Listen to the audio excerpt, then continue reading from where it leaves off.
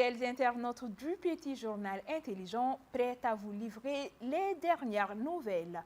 Au début de ce flash, des folles rumeurs sur la libération de Rokiatou Doumbia dit Rose ont défrayé la chronique sur les réseaux sociaux hier mercredi 18 octobre 2023. Après recoupement, notre confrère Moussa Salifou Diarra, proche de Mme Sidibé, a apporté un démenti sur cette libération de Rose. Selon lui, Mme Sidibé Rokiatou Doumbia est toujours incarcérée à la prison de femmes à Bolé, contrairement aux informations qui circulent sur les réseaux sociaux faisant état de sa libération.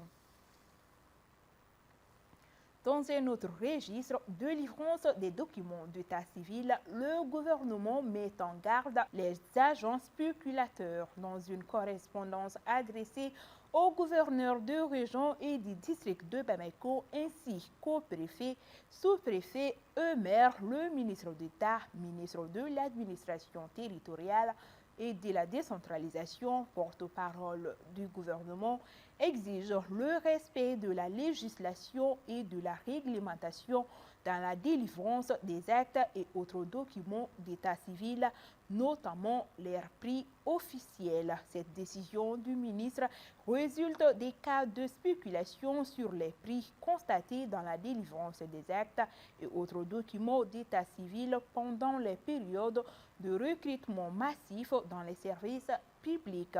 Ainsi, il prévient les auteurs de ces actes qui s'exposent à des sanctions administratives et pénales.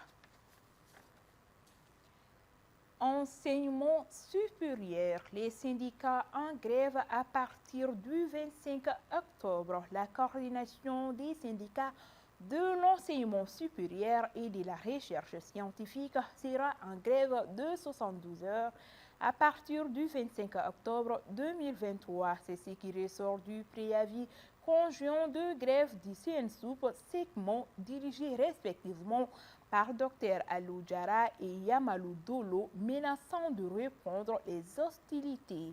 À travers leur préavis, les syndicats annoncent une grève de 72 heures allant du mercredi 25 au vendredi 27 octobre 2023.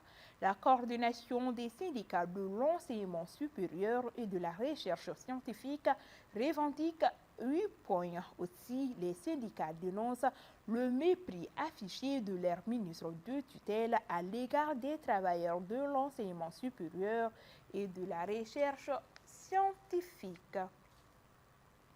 Insécurité pour finir.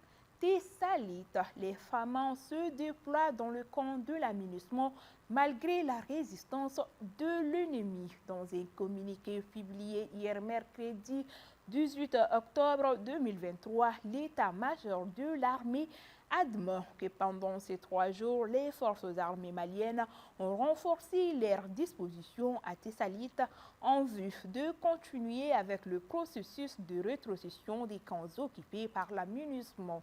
Aussi, révèle la hiérarchie militaire, malgré cette résistance des groupes terroristes, les avions arrivent à atterrir et redécoller. En même temps, l'armée mène des ripostes à la mesure des véhicules terroristes. Pour preuve, l'armée indique avoir mené des frappes aériennes les 17 et 18 octobre 2023 contre les véhicules des terroristes dans les secteurs de Kidal et Tessalit sans donner de bilan.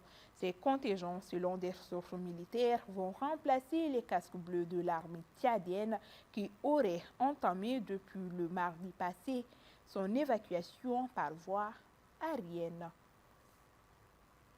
C'est tout pour cette édition. Merci à vous de l'avoir suivi. Rendez-vous dans l'après-midi pour plus des nouvelles. D'ici là, portez-vous bien.